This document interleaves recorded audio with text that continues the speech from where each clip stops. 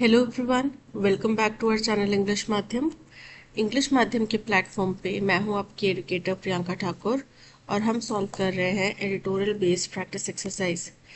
Start करते हैं आज का session with thought of the day, that is True power is not in controlling things around you, but it lies in your response to them। यानी कि आपके आस पड़ोस में आस पास में कोई ऐसी चीज़ें हो रही हैं जो आपको बहुत ज़्यादा अफेक्ट कर रही हैं, बहुत ज़्यादा प्रभावित कर रही हैं। आप सोचते हो कि काश मेरे पास जादू की छड़ी होती है, मेरे पास इतनी पावर होती कि मैं इन सब चीज़ों को कंट्रोल कर सकता, अपने अकॉर्डिंग मैनिपुलेट कर सकता। तो क्या वो असल पावर है, या असल पावर ये है कि आपके आसपास में जो भी चीज़ें हो रही हैं आपको उनसे फ़र्क नहीं पड़ता। आपका उद्देश्य, आपका लक्ष्य जो है वो मछली की आंख पर है और आपने उसी तरफ ध्यान केंद्रित कर रखा है। सारा आस पड़ोस में जो मर्जी होता रहे, आपको फर्क नहीं पड़ रहा। तो जाहिर सी बात है, असल असल पावर, असल शक्ति तो यही है ना कि आप उन चीज़ों को किस तरीके से रिस्पॉन्स देते हैं। राइट, वो आपको कैसे प्रभावित करती हैं, आप उनको कितना कंट्रोल दे रहे हैं कि वो आपको प्रभावित कर सके। ठीक है, चलिए स्टार्ट करते हैं। Reading comprehension and practice exercise for SSC CGL 2024। The killings of Fawad Shukr, a senior Hezbollah commander in Beirut। बोल रहे हैं जो हत्या हुई किसकी, सीनियर हेजबुल्ला एक मिलिटेंट ऑर्गेनाइजेशन है, उसके कमांडर है कौन, फौज शुक्र। उनकी हत्या होकर दी गई बैरूत में। And Ismail Haniyeh the political chief of Hamas, और एक दूसरे व्यक्ति इस्माइल हनेहा जो कि हमास के पॉलिटिकल चीफ है, इनकी हत्या कहाँ हुई, तेहरान में। Within hours on July 30 have taken West Asia to the brink of wider war। तो बोल रहे हैं कि इनकी हत्या कब हुई, तेहरान में हुई, और ये दोनों घटनाएं 30 जुलाई को कुछ ही घंटों के अंतराल में हुई, जिसकी वजह से अब जो वेस्ट एशिया है वो फिर से ब्रिंक मतलब किसी चीज के मुखौने पे, किसी चीज के कगार पे, तो वॉर के बहुत बड़े, वाइडर मतलब बहुत बड़े युद्ध के मुखौने तक पहुंच गया है। Israel has claimed the strike on Beirut that killed Shukr। Israel ने जो बैरूत में हमला हुआ जिसमें फौज शुक्र की हत्या हुई, उसका तो उनने ले लिया दायित्व कि भाई ये हमने किया है हमला, but has neither confirmed not denied its role in the assassination of हनीहा।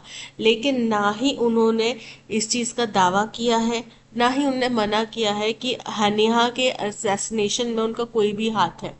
A standard approach about its operation inside Iran, और ये उनका हमेशा से रहा है, उनका स्टैंडर्ड अप्रोच रही है। जब भी वो ईरान के अंदर घुस के कोई कार्रवाई करते हैं तो ना ही उससे मुकरते हैं, ना ही उसको एक्सेप्ट करते हैं। Israel's northern border with Lebanon has remained tense ever since the Gaza war broke out last year। बोल रहे हैं इसराइल के जो नॉर्दर्न बॉर्डर है, नॉर्दर्न हिस्से के जो बॉर्डर जो कि लेबनान से लगते हैं, वो जब से गाजा का युद्ध शुरू हुआ है तब से ही वहां पे टेंशन बरकरार है। With Hezbollah and Israeli defence forces exchanging fire. और लेबनान क्या है, लेबनान वो जगह है जहाँ पे हेजबुल्ला जो मिलिटेंट है वो बहुत ज़्यादा एक्टिव है। ठीक है, तो जब से गाजा युद्ध स्टार्ट हुआ है तब से हेजबुल्ला और इजरायली डिफेंस फोर्सेस के बीच में वहां पे अक्सर गोलाबारी होती रहती है। After Shukr was killed, Hezbollah leader Hassan Nasrallah said Israel had breached a red line।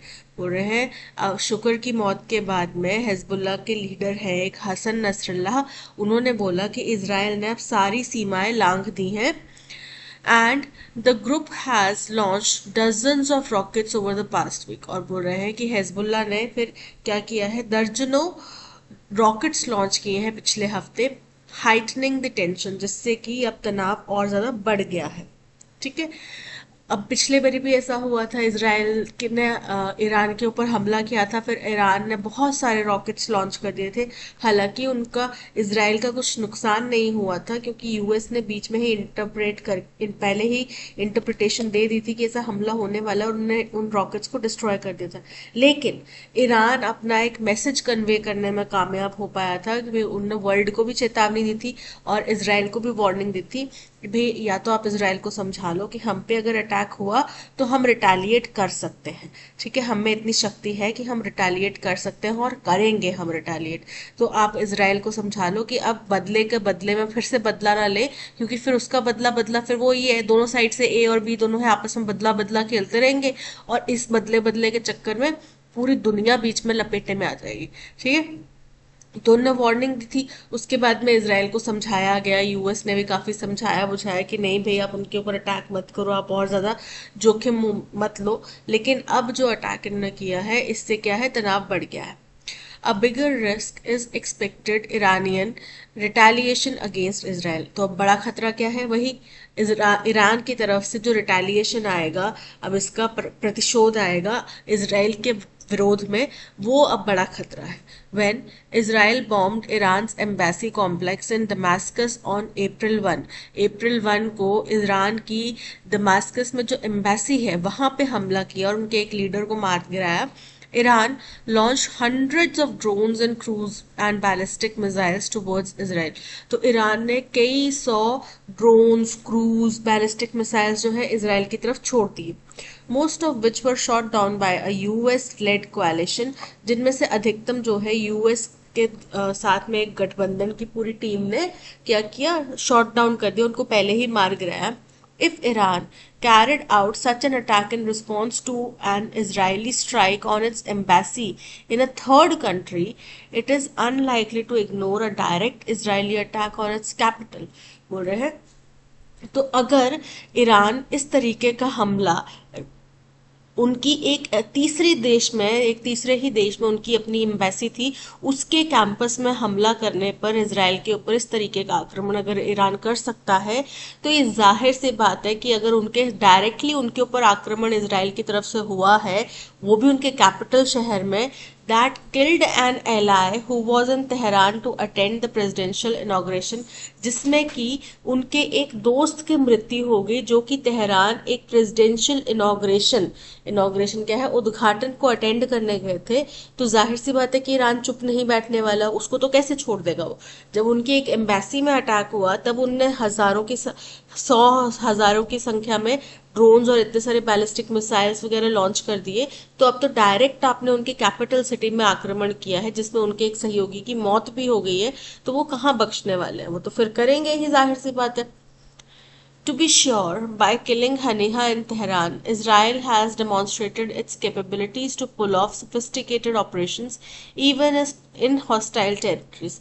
अब अगर हम ये कहें, एक जो बात बहुत ही सटीक है, श्योर है, वो ये है कि हानेहा को तेहरान में मार के इजराइल ने ये बात साबित कर दी है, ये क्षमता अपनी दिखा दी है दुनिया को कि भाई वो बड़े ही जटिल परिवेश में भी और दुश्मनी वाले परिवेश में भी ऐसे सोफिस्टिकेटेड पेचीदा ऑपरेशंस को अंजाम दे सकते हैं and expose Iran security and intelligence vulnerabilities. और साथ ही साथ उन्होंने ईरान की सिक्योरिटी और जो इंटेलिजेंस है उसमें कहाँ कहाँ सेंध लगी हुई है, क्या क्या उसके रिस्क हैं, वो भी उन्होंने जग जाहिर कर दिए। बट अब बात ये होता है ना कि देखो, ईरान के लिए तो हमने बोल दिया कि भाई उनका सिक्योरिटी फेलियर है, उनकी इंटेलिजेंस वल्नरेबिलिटीज है, लेकिन सेम क्या हम इजराइल के लिए नहीं बोल सकते कि भाई जब उनके ऊपर हमास ने अटैक किया तो वो भी उनकी सिक्योरिटी फेलियर था। Israel has also sent a strong message to Hamas। Israel ने एक बहुत ही strong message जो है हमास को भेजा है, क्या है, which carried out the October 7 attack that none of its leaders is safe। उनको जिन्होंने हमास को, जिसने कि 7 अक्टूबर 2023 के हमले की शुरुआत करी थी इसराइल के ऊपर, तो उनको ये मैसेज भेज दिया कि भाई तुम्हारा कोई भी लीडर अब सेफ नहीं है। Yet this unchecked militarism of Prime Minister Benjamin Netanyahu could turn out to be counterproductive for Israel in the long run। लेकिन ये जो बिना रोक टोक वाला, अनचेक्ड मतलब बिना नियंत्रण वाला जो ये उनका एग्रेशन है, मिलिटरिज्म मतलब एक तरीके से ये भी उनकी तरफ से क्या हो रहा है, टेररिज्म ही है, और अपनी सेना का गलत इस्तेमाल कर रहे हैं, तो एक तरह से एग्रेशन है। तो बेंजामिन नेतन्याहू का ये जो अनियंत्रित एग्रेशन है, ये इजराइल के लिए अगर हम ज्यादा दूरगामी सोच लेके चले तो उनके लिए काउंटर प्रोडक्टिव हो सकता है, उनके लिए नुकसानदायक हो सकता है। It is now apparent that Mr. Netanyahu is not serious about peace. जाहिर है इस हमले से ये बात तो साफ हो गई है कि नेतान्याहू शांति नहीं चाहते, वो बातचीत के जरिए से हल नहीं निकालना चाहते. The killing of Haniyeh has come at a time when both Israel and Hamas were making progress in talks for hostage ceasefire deal. बोल रहे हैं हनेहा की जो हत्या है वो ऐसे समय में हुई है जब इजराइल और हमास दोनों ही शांति वार्ता सीज फायर के ऊपर, हॉस्टेज को रिलीज करने के ऊपर बातचीत में काफी आगे प्रोग्रेस कर रहे थे. उस टाइम पे ये उन्होंने हत्या कर दी. हनेहा, who was living in exile in Doha, was a relatively moderate voice within Hamas. बोल रहे हैं हनेहा जो कि दोहा में एग्जाइल में, यानी कि उनको देश निकाला दे रखा था, वो बाहर थे, निर्वासन में थे, तो वो एग्जाइल कहाँ रह रहे थे, दोहा में रह रहे थे. वो रिलेटिवली मॉडरेट मतलब कि बहुत ज़्यादा स्ट्रॉन्ग वहाँ पे दबदबा रखने वाले नहीं थे हमास के अंदर, उनकी आवाज़ थोड़ी मॉडरेट सी थी.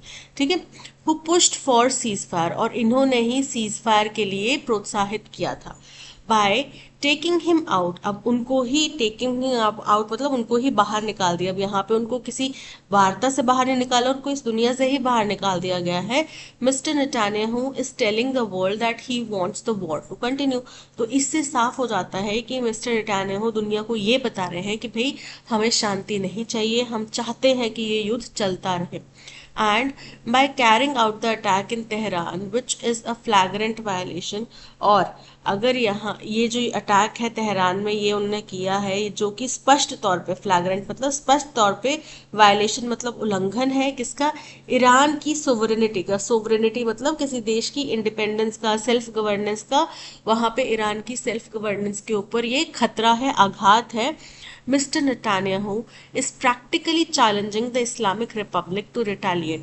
तो नेतान्याहू क्या कर रहे हैं, जाहिर तौर पे स्पष्ट रूप से वो इस्लामिक रिपब्लिक को चैलेंज कर रहे हैं कि अब बदला लेकर दिखाओ. If a direct war breaks out between Israel and Iran, the US could be dragged into it. बोल रहे हैं अगर एक डायरेक्ट युद्ध इजराइल और ईरान के बीच में छिड़ जाता है तो उसमें यूएस भी घसीटा जाएगा, क्योंकि इजराइल का दोस्त है यूएस. ईरान में पहले ही यूएस ने बहुत ज़्यादा तबाही मचा चुका है, तो वो तो बीच में आएगा ही आएगा. The which is what Israel want, और जो कि इजराइल चाहता भी है.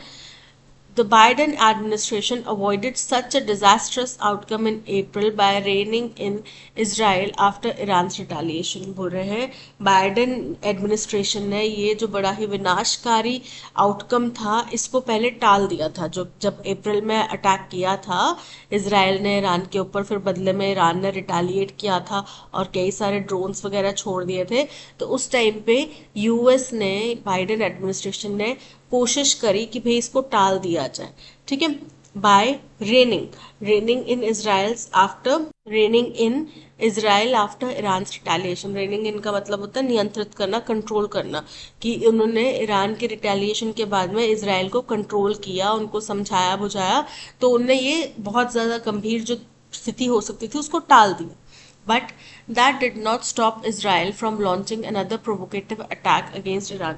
लेकिन उस बीच में जो यूएस का हस्तक्षेप था उसने इजराइल को वो रोकने में नाकाफी रहा कि भाई उनने एक और प्रोवोकेटिव मतलब उकसाने वाला अटैक कर दिया ईरान के ऊपर. अब जो अटैक किया है वो फिर से उकसाने वाला ही अटैक था.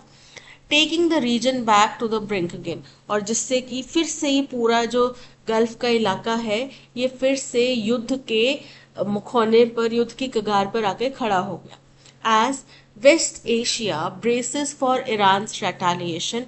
अब क्योंकि जब वेस्ट एशिया तैयार है और तैयारी कर रहा है कि अब ईरान बदला लेगा, अब पता नहीं क्या हो जाएगा. The US and its allies should work together to make sure that the impact of its response on Israel would be minimal. तो यूएस और उसके सहयोगियों को ये सुनिश्चित करना चाहिए कि ईरान के बदले का जो प्रभाव हो इजराइल के ऊपर वो कम से कम हो. And then put in place new rules of the game for Israel so that it does not threaten regional security again as it did on April 1st and July 30. बोल रहे हैं और फिर नए नियम इसराइल के लिए भी सेट किए जाएं, कुछ नए कड़े फैसले इसराइल के लिए भी लिए जाएं। किनके द्वारा? यूएस और उनके सहयोगियों द्वारा, जो अभी तक इसराइल को सपोर्ट करते आए हैं, बैक करते आए हैं, बचाते आए हैं। वो अब इसराइल के लिए भी कुछ सेट मापदंड तय करें, जिससे कि वो दोबारा रीजनल सिक्योरिटी, एक पर्टिकुलर ये जो गल्फ का इलाका है उसकी सुरक्षा को खतरा ना पहुंचाए, उसको धमकाए ना, तोड़ने की कोशिश ना करे, जैसा कि उनने अप्रैल 1 को किया और अब 30 जुलाई को किया। ठीक है, तो 2 बार ईरान की, इसराइल की तरफ से ईरान के ऊपर अटैक हो चुका है। एक बार इनडायरेक्ट था, उनकी एम्बेसी के ऊपर था, और दूसरी बार डायरेक्ट अटैक कर दिया है। तो अब जाहिर सी बात है कि मेरे घर पे कोई हमला करेगा तो मैं बदला तो लूंगी ना। अब इसराइल तो अपने लिए बोल रहा है कि भाई हमास ने हमारे ऊपर हमला किया, हम उसका बदला ले रहे हैं। तो अब ईरान भी तो फिर वो बदला लेगा। तो ईरान का बदला लेगा तो अब इसराइल को भी तैयार रहना चाहिए, क्योंकि ईरान ने पहले ही वार्निंग दी थी कि भाई हमें इसमें बीच में मत घसीटो, हम तुम्हें कुछ नहीं बोल रहे, हम अपना देश आराम से सुख शांति से चला रहे, तुम हमें बीच में मत घसीटो।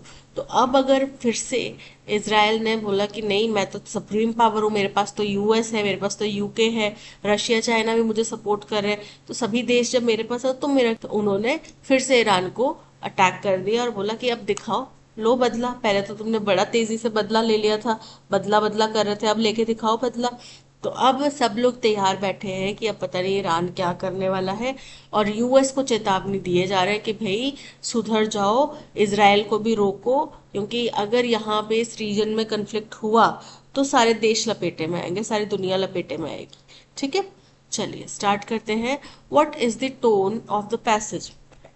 पैसेज की टोन कैसी है? पॉजिटिव है, अग्रेसिव है, इनडिफरेंट है, कॉशियस है? तो चेतावनी दे रहे हैं ना बार बार कि भाई कन्फ्लिक्ट बढ़ जाएगा, सुधारो इसको, अपनी गलतियों को सुधारो।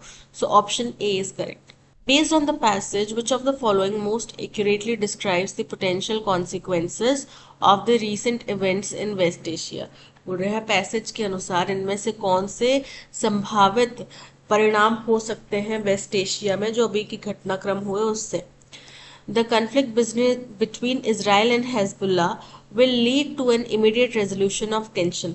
तो conflict तो और बढ़ गया ना, तो टेंशन कैसे रिजॉल्व होएगी? इनकरेक्ट है।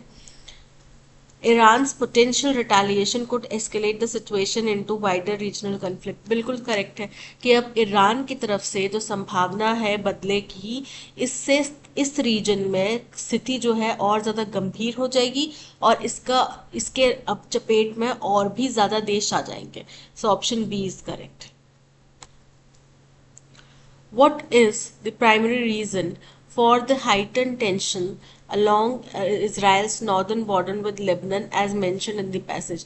तो है क्या कि इस साइड पे हिजबुल्ला का, लेबनान में हिजबुल्ला का दबदबा है, और हिजबुल्ला एक मिलिटेंट ऑर्गेनाइजेशन है जो कि इनको सपोर्ट कर रहा था, हमास को या पैलेस्टीनियंस को बोलने की सपोर्ट कर रहा था।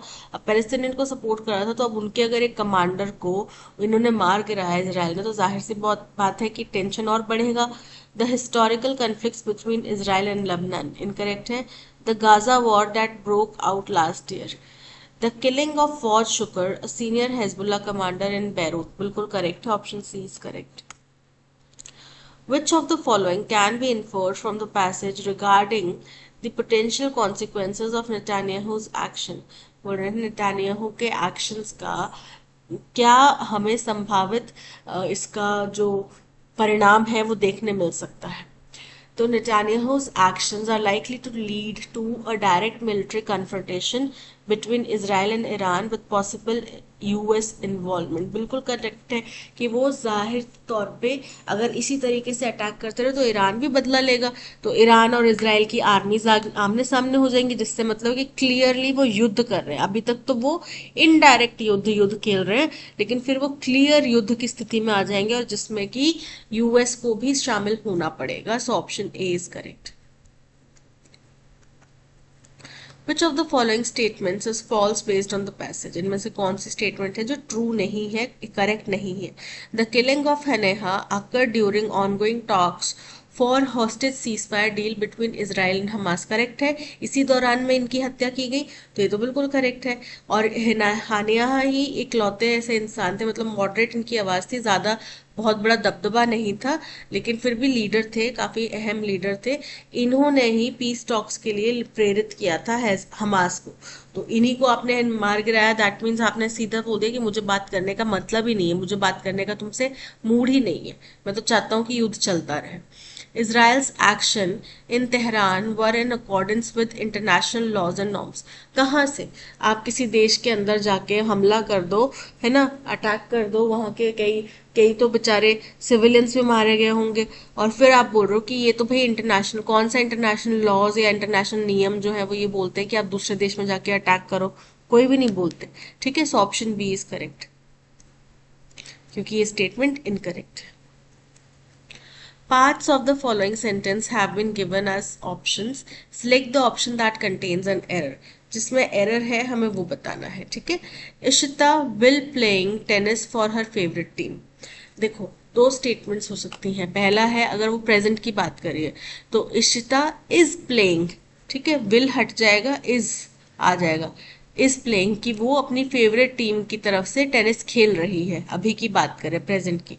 लेकिन अगर फ्यूचर को लेके चले तो क्या हो जाएगा, इशिता विल प्लेइंग की बजाय क्या आ जाएगा, प्ले, फर्स्ट फॉर्म में वो, Ishita will play tennis for her favourite team. ठीक है, तो यहाँ पे विल प्लेइंग वाली स्थिति में एरर है, या तो इज प्लेइंग हो जाएगा या फिर विल प्ले होगा। So option A is correct. He apologized in her silently before he pushed deeper into her thoughts। बोल रहे हैं कि उसने शांत चुपचाप उससे माफी मांगी। अब आप किसी से माफी मांग रहे हैं तो जो प्रपोजिशन है वो क्या आएगा, to her. Apologize to her, ना कि इन, विद, ऑफ, कुछ भी नहीं। क्या होगा, अपोलोजाइज टू हर। तो उसने उस लड़की से माफी मांगी चुपचाप शांति से, और इससे पहले कि वो उसके ख्यालों में और गहरा उलझता, उसने पहले उससे माफी मांगी। Select the correctly spelled word. Behaviour शब्द है, बिहेवियर का मतलब होता है जो हमारा व्यवहार है, राइट। स्पेलिंग क्या होते हैं बिहेवियर के, BEHAVIOUR, ठीक है, ये होते हैं बिहेवियर के स्पेलिंग, राइट।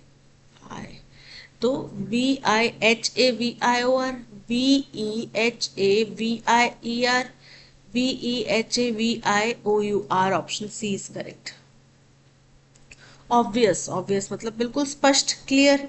ठीक है, सिनोनिम बताना है। क्लियर मतलब स्पष्ट होता है, मर्की, मर्की मतलब अस्पष्ट, एम्बिग्यूअस मतलब अस्पष्ट, ओपेक मतलब अपारदर्शी। तो यहाँ पे option A clear is correct. As phony as $3 bill. Phony मतलब नकली, $3 का बिल, बिल मतलब नोट, $3 का नोट नहीं होता होगा शायद, इसलिए बोल रहे हैं कि ये उतना ही नकली है जितना कि $3 का नोट है। ठीक है, यानी कि जो कोई ऐसी चीज जो जेन्युइन नहीं है, right. So something that is attractive, जो बहुत ही आकर्षित है, आकर्षक है। समथिंग दैट इज जेन्युइन, जो कि बिल्कुल असली है। समथिंग दैट इज डिस्गस्टिंग, बहुत बेकार है। समथिंग दैट इज फेक, नकली है। तो यहाँ पे क्या है, एज फोनी एज $3 बिल, मतलब कि इतनी नकली है। They are going to give me a lovely present, वो मुझे एक बहुत अच्छा लवली सा प्रेजेंट देने वाले हैं। But I can not dash what it will be, लेकिन मैं गिव नहीं कर पा रहा कि वो क्या होगा, दे नहीं पा रहा कि वो क्या होगा, जस्ट नहीं कर पा रहा, गेस नहीं कर पा रहा, तो वो अनुमान नहीं लगा पा रहा, अंदाजा नहीं लगा पा रहा कि वो क्या गिफ्ट देने वाले हैं। So option C is correct. Incorrectly spelled word हमें बताना है, इंपॉर्टेंट, इंपॉर्टेंट मतलब महत्वपूर्ण, अहम। तो इसके तो करेक्ट है स्पेलिंग।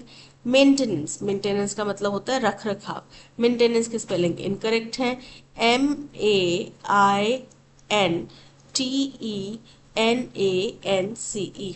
ठीक है, ये होता है मेंटेनेंस की स्पेलिंग, यानी कि रख रखाव। सो ऑप्शन बी में एरर है। फ्रेंड, दोस्त, रिदम मतलब लयबद्ध तरीके से। डिटरमाइंड, डिटरमाइंड मतलब बिल्कुल दृढ़ निश्चय वाला, जिस जो आपने ठान लिया है। तो सिनोनिम क्या आएगा, फ्लेक्सिबल, फ्लेक्सिबल मतलब लचीला, कुछ ऐसा नहीं है कि फिक्स मुझे ये काम करना ही है, जब मूड हुआ तो कर लेंगे। फेमस, प्रसिद्ध। डिसाइसिव, डिसाइसिव मतलब बिल्कुल निर्णायक जो है। तो आपने डिटर्मिनेशन जब कर लिया तो मतलब आपने निर्णय ले लिया कि भाई मुझे ये काम करना ही करना है, या मुझे ये चीज नहीं करनी है। ठीक है, तो डिसाइसिव भी मतलब आपने फैसला ले लिया। So option C decisive is correct. रे वो सिनिकल अबाउट लव। सिनिकल मतलब कि वो उसमें विश्वास नहीं करते, वो उसकी निंदा करते हैं। तो रे जो है वो प्यार की निंदा करता था, उस प्यार को वो सही नहीं समझता था। सिनोनिम क्या हो जाएगा? फर्स्ट है प्रोलिफिक। प्रोलिफिक का मतलब होता है किसी चीज का उत्पादन करना, उत्पादक। ओबीस मतलब मोटा। ट्रस्टिंग मतलब विश्वास लायक।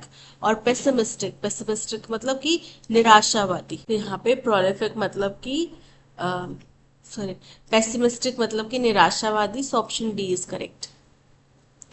The company sent out a questionnaire to its employees. Questionnaire मतलब जिसमें क्वेश्चंस के सेट हो, ठीक है। तो कंपनी ने क्वेश्चनेयर भेजा अपने एम्प्लॉयज को to gather feedback on their work environment, ताकि उन एम्प्लॉयज से उनको फीडबैक मिल सके कि भाई हमारा वर्क एनवायरनमेंट कैसा है, राइट। तो क्वेश्चनेयर के स्पेलिंग होते हैं QUESTIONNAIRE,